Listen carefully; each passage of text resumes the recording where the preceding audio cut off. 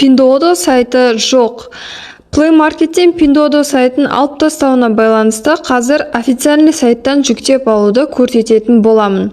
Яғни браузерге кіріп Pinduoduo официальный сайт деп жазамыз. Ең бірінші Қытай иероглифімен шыққан pinduoduo.com-ға кіреміз.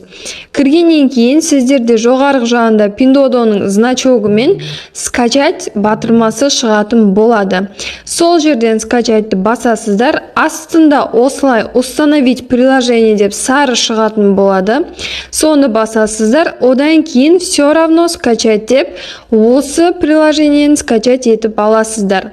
Скачанное приложениені открыть. Одан кейін установить етілгеннен кейін сіздерді уже Pinduoduo'ның ішіне кіргізетін болады.